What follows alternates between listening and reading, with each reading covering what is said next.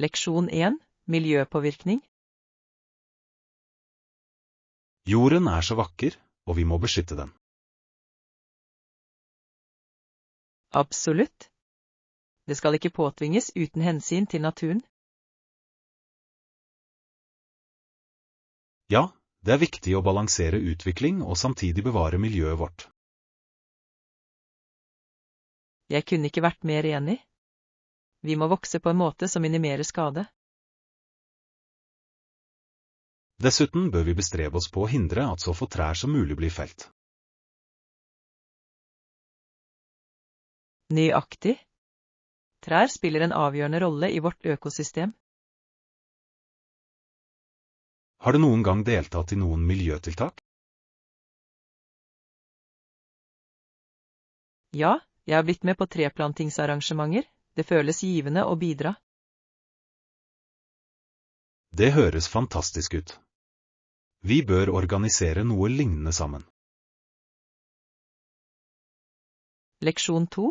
Språk og kultur. De fleste i Quebec snakker fransk, noe som fascinerende. Ja, det en unik blanding av kulturer der. Jeg elsker hvordan språk former identitet og fellesskap. Absolutt. Det interessant å se hvordan språket påvirker hverdagen. Har du noen gang prøvd å lære fransk? Jeg har.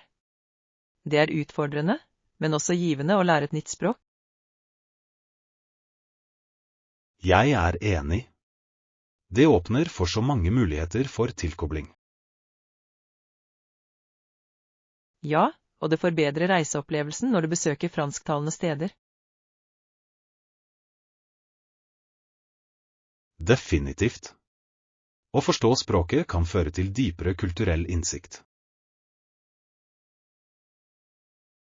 Leksjon 3. Problemløsning. Det ser ut til at vi har prøvd alt, men det fungerer fortsatt ikke. Jeg vet. Det frustrerende når løsninger ikke gir resultater.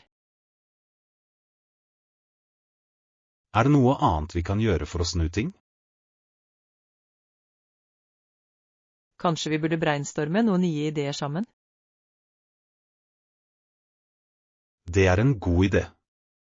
Noen ganger kan et annet perspektiv hjelpe.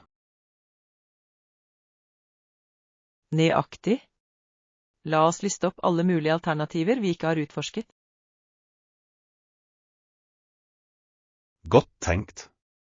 Vi kan snuble over en løsning vi ikke hadde vurdert. Jeg sikker på at vi kan finne en måte å få dette til å fungere. Ja. Teamarbeid fører ofte til gjennombrudd. Leksjon 4. Nostalgi av skoledanser. De husker sannsynligvis sin første skoledans akkurat nå. Jeg lurer på om jeg en dag vil bli voksen nok til å ha min egen minneverdige dans. Det en søt tanke.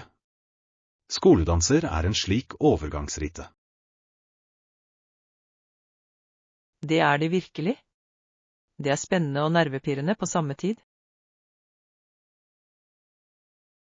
Husker du hva du hadde på deg til din første dans?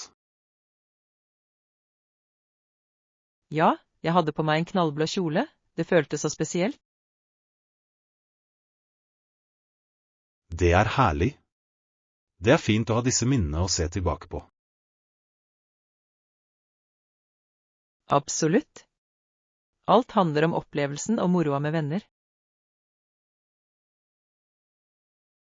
Jeg gleder meg til å se hvordan fremtidige danser vil bli enda mer spennende. Leksjon 5. Treningsmotivasjon. Jeg fant noen søte treningsleggings i dag. De så fargerike og komfortable. Det høres flott ut. Stilig treningsutstyr kan virkelig motivere deg til å trene. Nøyaktig. Når jeg føler meg bra i det jeg har på meg, er det mer sannsynlig at jeg trener. Jeg er helt enig. Det gir et ekstra løft av selvtillit under treningsøktene. Har du funnet noen favoritt-treningsklær nylig? Ja, jeg har et matchende sett som jeg elsker. Det er kjempebra. Matchende sett kan få deg til å føle deg satt sammen. Absolutt. I tillegg er de morsomme å ha på seg mens du prøver ut nye rutiner. La oss bruke de nye antrekkene våre til neste treningsøkt sammen. Leksjon 6. Landingsopplevelse. Da vi kom nærmere landingen, føltes alt så jevnt. Ja, Tasha og Tonja strålte da de så ut på utsikten. Spenningen ved å komme til et nytt sted er alltid fantastisk. Absolutt. Det er som om spenningen ved et nytt eventyr akkurat har begynt. Jeg elsker å se landskapet endre seg når vi går nedover. Jeg også. Det får deg til å sette pris på verdens skjønnhet ovenfra. Så du hvor spente alle var under landingen? Ja. Det er smittsomt. Du kan kjenne energien i hytta. Jeg gleder meg til å utforske den nye destinasjonen sammen. Leksjon 7. Naturens farger. Visste du at blod er rødt? Det er en så levende farge. Ja, og noen ganger er himmelen rød om natten eller om morgenen. Nøyaktig. Disse solnedgangene og soloppgangene kan være fantastiske. Det er de virkelig. Det er utrolig hvordan naturen kan skape slike fantastiske bilder. Jeg elsker å se fargene endre seg når solen går ned. Jeg også. Det er som et vakkert maleri som utspiller seg foran deg. Har du noen gang prøvd å fange disse øyeblikkene på bilder? Ja, jeg tar ofte bilder under golden hour. Belysningen er perfekt. Det er en god idé. Det forsterker virkelig skjønnheten i scenen. Leksjon 8. Minneteknikker. Jeg har lest om hvordan psykologer studerer hvordan folk husker tall. Det høres interessant ut. Hva har du lært? De bruker ofte teknikker som chunking for å hjelpe med å huske sekvenser. Ja, å dele dem inn i mindre grupper gjør det lettere å huske. Nøyaktig. Jeg synes det er fascinerende hvordan hjernen vår jobber med informasjon. Det er det. Har du noen andre minnetriks du bruker? Noen ganger lager jeg historier eller assosiasjoner for å huske ting bedre. Det er smart. Jeg liker å bruke mnemonics for vanskelige konsepter. De er virkelig nyttige.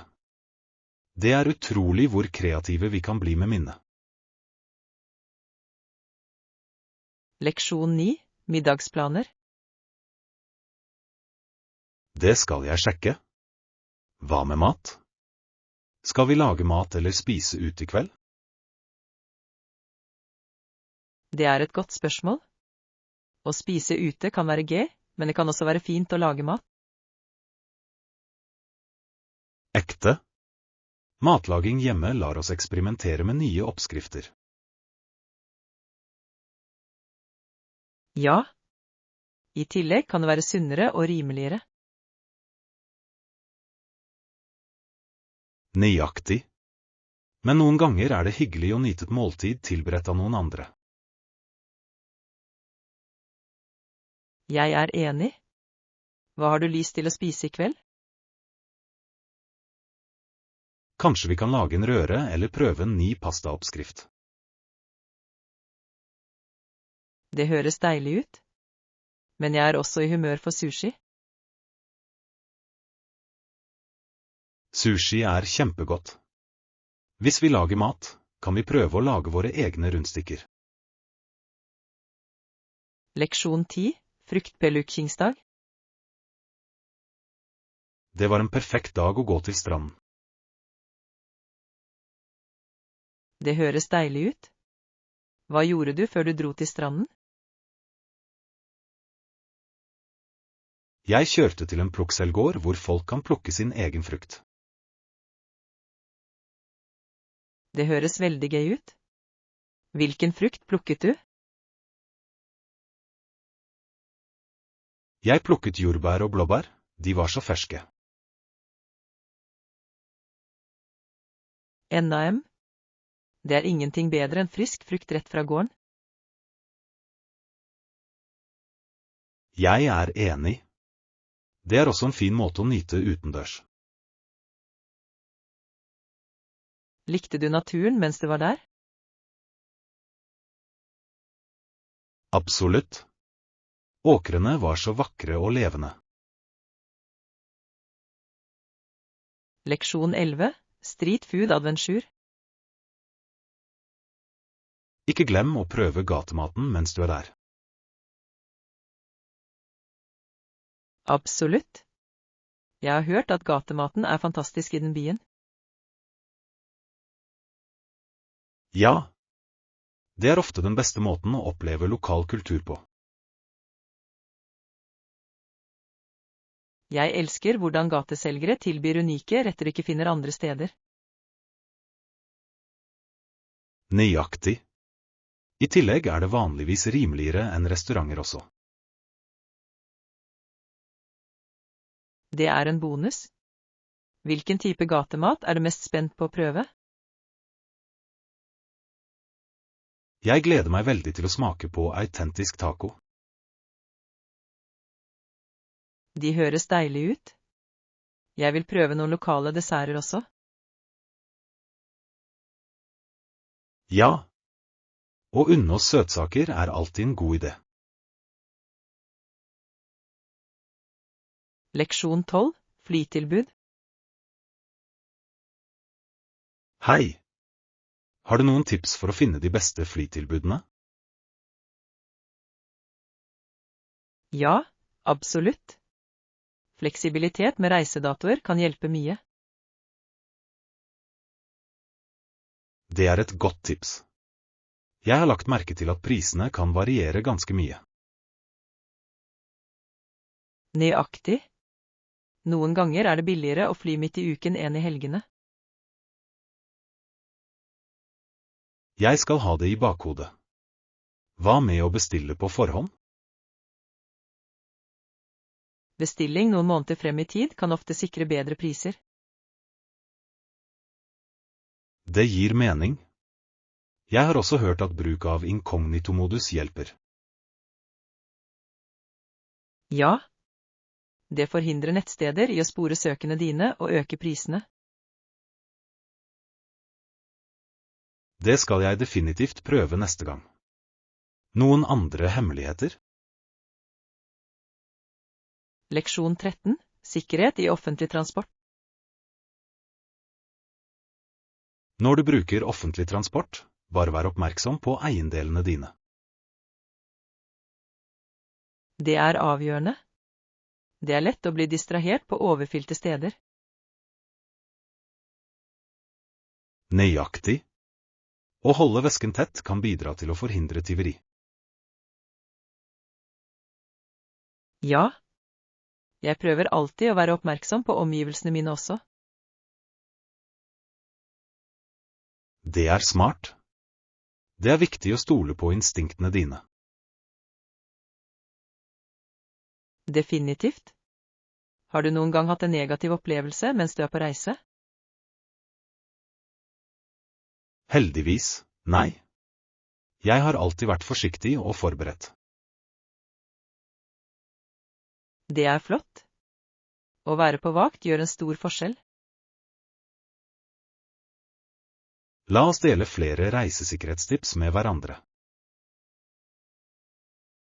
Leksjon 14. Samtalestarter. Det er kult.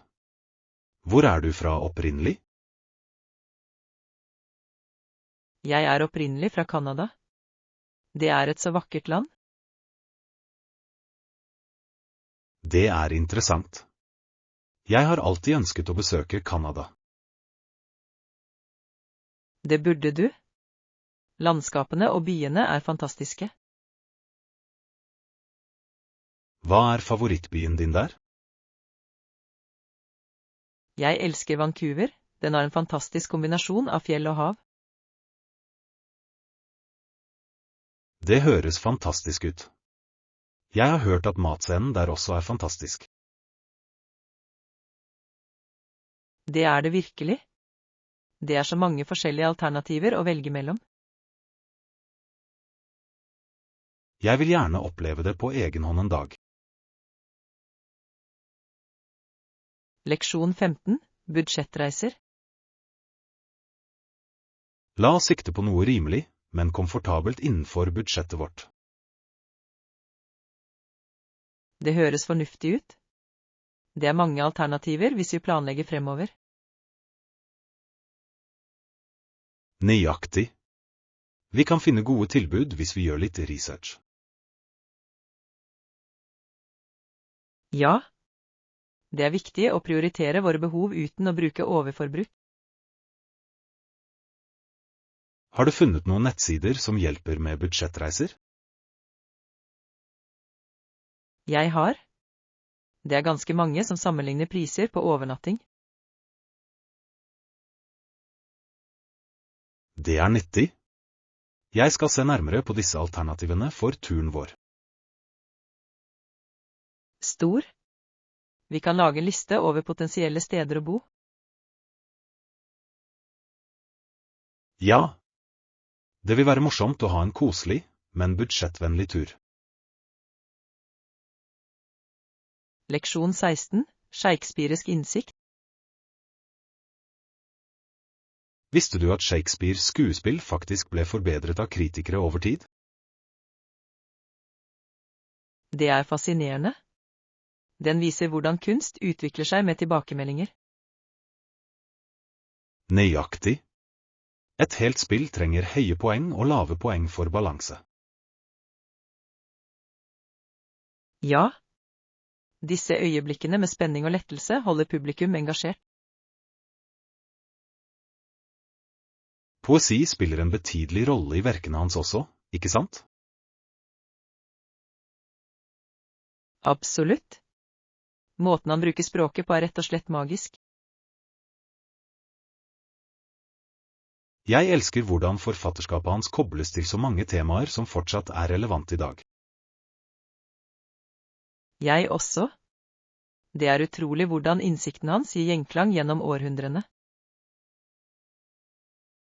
La oss planlegge å lese et av skuespillene hans sammen en gang. Leksjon 17. Italiensk mat. Jeg er veldig interessert i italiensk mat, spesielt pastaretter. Å, det høres deilig ut. Hva er din favorittpastarett?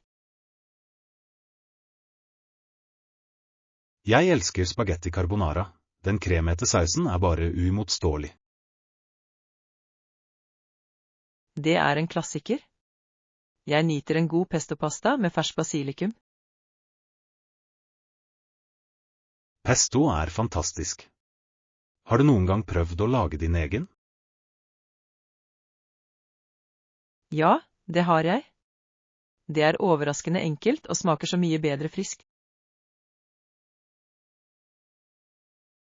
Jeg er enig. Å lage den fra bunnen av setter et personlig preg på retten. I tillegg kan du justere smakene etter din smak. Nøyaktig. Å lage mat sammen kan være en morsom måte å dele favorittoppskriftene våre på. Leksjon 18. Søt overbærenhet. Deres saltede karamell er til å dø for. Du vil ikke bli skuffet. Virkelig? Jeg har hørt gode ting om dessertene deres. Ja. Balansen mellom søtt og salt er perfekt. Det høres fantastisk ut. Jeg elsker desserter som har en unik vri. Du bør definitivt prøve det. Det er min favorittdessert på menyen. Jeg vil. Serverer de det med noe spesielt? Ja, det kommer vanligvis med en kule vaniljeis på toppen. Det høres himmelsk ut. Jeg kan ikke vente med å unne meg den godbiten. La oss dra dit sammen en gang og nyte det. Leksjon 19. Frokostbuffé. God morgen. Har du prøvd frokostbuffeen på dette hotellet? God morgen. Ikke ennå, men jeg har hørt det er ganske bra. Det er det virkelig. De har et bredt utvalg av alternativer å velge mellom. Det høres flott ut. Hva serverer de? Alt fra frisk frukt til bakverk og spesiallagde omeletter. Oao. Jeg elsker når hoteller tilbyr et godt utvalg av frokoster. Ja, det er den perfekte måten å starte dagen på med energi. Jeg må definitivt sjekke det ut før vi drar ut. Jeg anbefaler å komme dit tidlig for å slå publikum. Leksjon 20. Strandfamilietid. Jeg møtte datteren min på stranden i går. Det var en så deilig dag. Det høres fantastisk ut. Hadde du et fint sted å slappe av? Ja. Hun hadde et mykt rosa teppe på sanden, som var perfekt. Så sjarmerende. Det må ha vært deilig å tilbringe tid sammen ved vannet. Det gjorde det virkelig. Vi bygde sandslott og samlet skjell. Det høres så gøy ut. Likte hun det? Absolutt. Hun elsker stranden og å leke i bølgene. Jeg kan tenke meg. Det er noe magisk med å være på stranden. Ja, det er en fin måte å skape varige minner med familien på. Leksjon 21. Følger på sosiale medier. Det forklarer hvorfor de har så stor tilhengerskare og støtte. Nøyaktig. Engasjerende innhold tiltrekker virkelig flere mennesker. Ja, og konsekvente innlegg bidrar til å holde publikum engasjert. Jeg er enig. Det er viktig å bygge en forbindelse med følgere. Følger du noen influensere som inspirerer deg?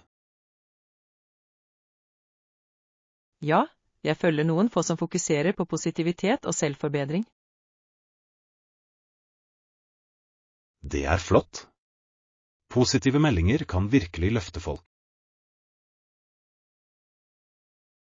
Absolutt. Det er hyggelig å se støttende fellesskap på nettet. Vi bør diskutere hvordan vi kan utvikle våre egne plattformer positivt. Leksjon 22. Vennskapsverdi. I livet må du velge venner med omhu. Jeg er helt enig. En god venn er mer verdt enn all rikdommen. Nøyaktig. Kvalitetsvennskap beriker livene våre på så mange måter. Ja, de gir støtte og glede i tøffe tider. Har du noen gang måttet distansere deg fra giftige vennskap? Ja, det har jeg. Det er ikke lett, men noen ganger er det nødvendig for ditt velvære. Det er sant. Å omgi oss med positive mennesker er avgjørende.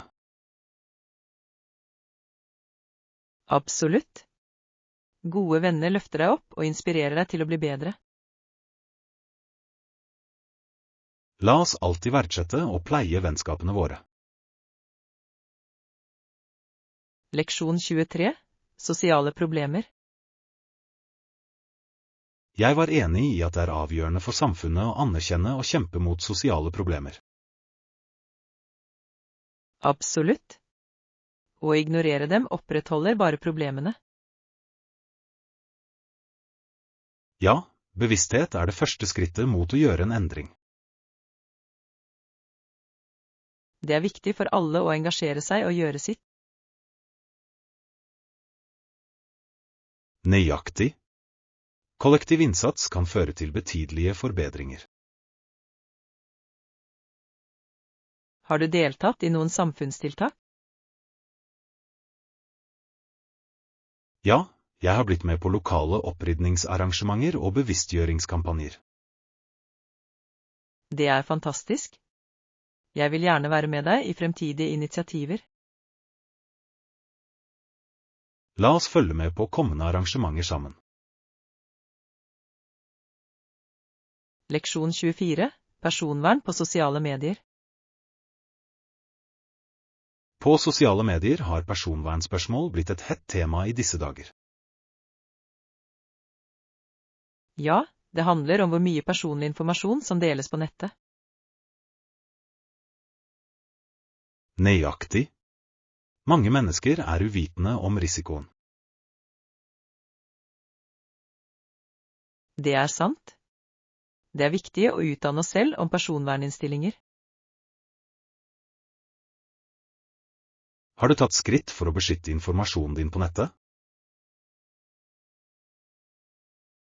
Ja, jeg har justert innstillingene mine for å begrense hva andre kan se. Det er et smart trekk. Vi bør alle være årvåkne med hensyn til personvernet vårt. Absolutt. Det er vårt ansvar å beskytte dataene våre. La oss dele tips om å opprettholde personvernet på sosiale medier. Leksjon 25. Smaksforbedringer. Flott valg. Ikke glem å tilsette litt soyasaus og sesamolje for smak. Det høres deilig ut. Disse ingrediensene forbedrer virkelig retten. Ja, de tilfører dybde og rikdom til smakene. Jeg elsker hvordan noen for enkle tillegg kan gjøre en stor forskjell. Nøyaktig. Matlaging handler om å eksperimentere med smaker. Har du prøvd noen nye oppskrifter i det siste? Ja, jeg lagde en røre i forrige uke som ble fantastisk. Det høres fantastisk ut. Jeg vil gjerne høre alt om det. Jeg deler oppskriften med deg. La oss lage mat sammen en gang. Leksjon 26. Naturlige vidundere. De viktigste attraksjonene er geysirer og varme kilder. Det høres fascinerende ut. De forekommer i det som var et veldig vulkansk område for 1 million år siden. Ja! Det er utrolig å tenke på den geologiske historien bak dem. Jeg vil gjerne se den personlig. Den naturlige skjønnheten må være fantastisk. Absolutt. Fargene og dampen skaper en magisk atmosfære. Har du noen gang besøkt noen geotermiske steder? Ja, jeg besøkte den i fjor sommer, og den var fantastisk. Jeg kan bare forestille meg. La oss planlegge en tur for å se noe sammen. Det ville vært fantastisk. Å utforske naturens underverk er alltid et flott eventyr. Leksjon 27, et dinosaurmøte. Jeg gikk gjennom skogen da jeg plutselig så at et dyreskinn begynte å løpe. Det høres spennende ut. Hvorfor gikk den? Jeg skjønte snart at en gigantisk dinosaur dukket opp over toppen av trærne. Wow! Det må ha vært både skremmende og spennende. Det var surrealistisk. Jeg kunne ikke tro mine egne øyne, det føltes som en scene fra en film. Klarte du å ta et bilde? Dessverre ble jeg for lamslått til å ta frem telefonen min. Jeg kan tenke meg. Disse øyeblikkene kan være vanskelige å bearbeide. Nøyaktig. Jeg bare sto der, helt overrasket over synet. Leksjon 28, sandslottsmoro. Å bygge sandslott er veldig gøy, synes du ikke? Ja, det er det virkelig. Men du bør ikke bygge dem for nær vannet. Nøyaktig. Bølgene kan vaske dem bort på et blunk. Jeg husker en gang jeg bygde et stort slott, og tidevannet kom inn og ødela det. Det er risikoen vi tar. Men det er en del av moroa, ikke sant? Sikkert. Å se bølgene er fascinerende, selv om de ødelegger harde arbeidet vårt. Har du noen gang tenkt på å lage en sandskulptur i stedet? Ja. Det kan være en kreativ vri på sandslottsbygging. Det burde vi prøve neste gang vi drar til stranden. Leksjon 29, økologiske valg. Siden jeg gikk over til økologiske alternativer, kjøper jeg også økologiske husholdningsprodukter. Det er flott. Jeg har hørt at økologiske produkter er bedre for både helse og miljø. Absolutt. Jeg føler meg bedre når jeg vet hva jeg bruker i hjemmet mitt. Ja, det er viktig å minimere eksponeringen for skadelige kjemikalier. Har du noen økologiske favorittmerker du anbefaler? Jeg liker virkelig noen få merker som fokuserer på bærekraft og kvalitet. Jeg vil gjerne høre om dem. Jeg er alltid på utkikk etter gode anbefalinger. Sikker? Jeg kan dele en liste med deg senere. Perfekt. Det er flott å støtte merkevarer som er i tråd med våre verdier. Leksjon 30, finansiell planleggingsdiskusjon. Ikke glem å diskutere anslått økonomisk avkastning i planene våre. Det er avgjørende. Å forstå økonomien vil lede våre beslutninger. Nøyaktig. Vi må sikre at prosjektet er bærekraftig på lang sikt. Har du satt sammen noen anslag ennå? Ja, jeg har begynt å utarbeide et budsjett og potensielle inntektskilder. Det er en flott start. La oss vurdere det sammen for å avgrense tallene våre. Absolutt. Samarbeid kan hjelpe oss å dekke alle beise. Jeg vil sørge for at vi er på samme side fremover. Sikkert. Klare økonomiske mål vil holde oss fokuserte. Leksjon 31. Bekymringer i helsevesenet. Nasjonen har blitt redusert til en kritisk tilstand gjennom sykehusnedleggelser. Ja, det er skremmende. Nedskjæringer i medisinsk personell har alvorlig påvirket helsevesenet. Nøyaktig. Mange lokalsamfunn sliter med å få tilgang til viktige tjenester. Det er hjerteskjærende å se hvordan det påvirker folks liv. Vi må ta til orde for bedre helsepolitikk snarest. Absolutt. Stemmene våre kan gjøre en forskjell når det gjelder bevisstgjøring. Har du vært involvert i noen tiltak for å løse dette problemet? Ja, jeg deltok i en lokal kampanje for å støtte finansiering av helsetjenester. Det er prisverdig. Hver innsats teller for å skape endring. Leksjon 32.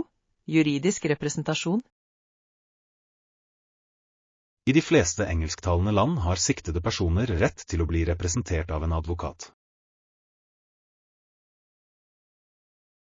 Det er en viktig del av å sikre en rettferdig rettssak. Absolutt.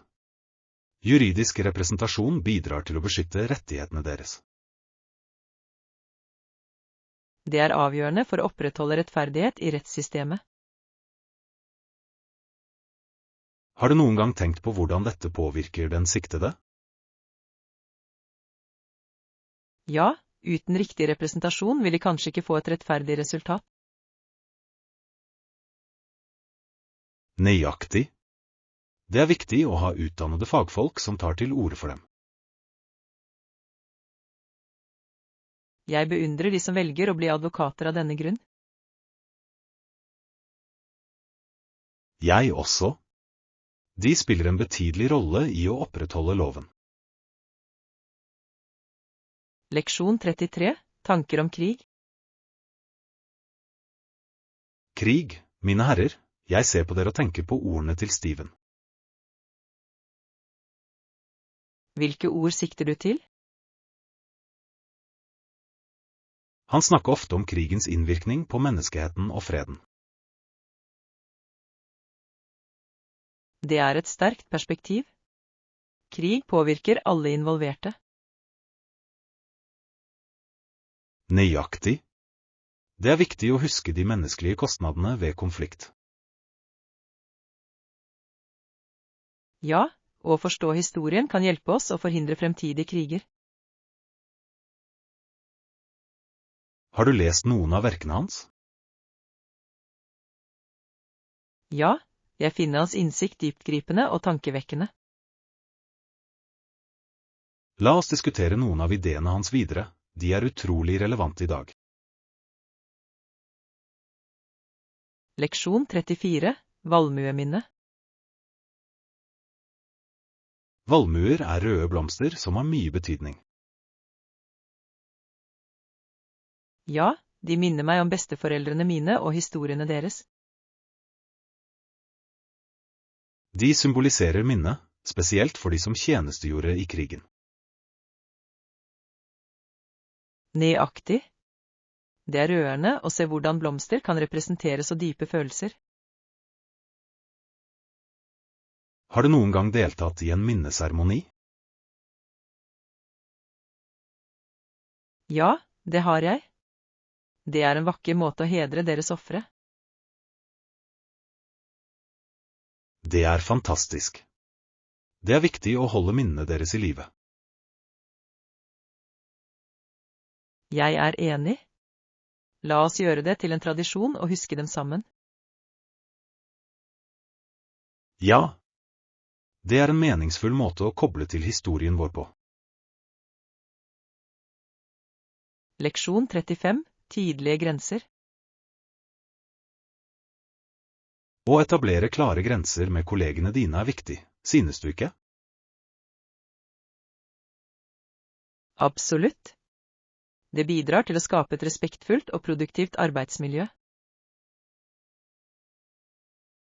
Ja, grenser beskytter vårt personlige rom og balanse mellom arbeid og privatliv. Nøyaktig. Det er viktig å kommunisere dine behov og grenser effektivt. Og det reduserer misforståelser og potensielle konflikter blant teammedlemmer. Ja. Når alle kjenner rollene sine, fremmer det samarbeid. Jeg tror det også bygger tillit i teamet. Definitivt. Tillit fører til bedre kommunikasjon og teamarbeid. Det er en nøkkelfaktor for å skape en sunn arbeidsplasskultur.